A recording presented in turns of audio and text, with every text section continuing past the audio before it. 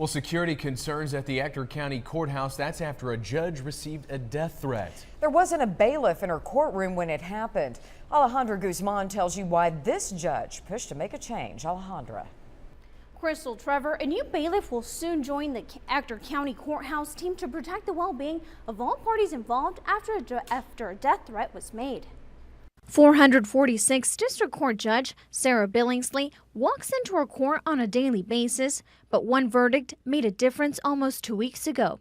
She says her court proceedings were recorded without her permission shortly after she was sent a death threat. The judge says no bailiff was in the courtroom during this case. Because we're having so many more jury trials here in district court, because it's important to make sure that all of our citizens are safe, we have security upstairs with the juror pool. Judge Billingsley says that's where security belongs, but she also mentioned having this large column right in front of her bench, blocking her view of the door and the back of the courtroom, making this one of her top security concerns. Now, when it comes to hiring a bailiff, she says 1, the courthouse was initially trying to save money, and 2, they can't do it in the middle of fiscal year. So the commissioners suggested a different idea.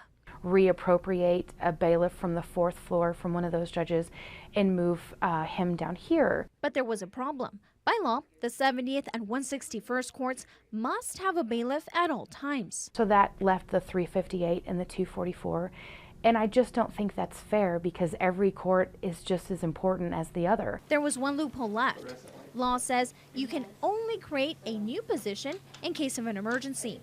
Judge Billingsley says this is why she brought up the death threat made against her. This bailiff is not for me. It's actually for you.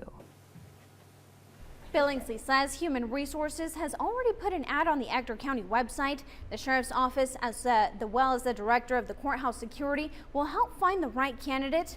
Reporting in the studio, Alejandra Guzman, News West 9.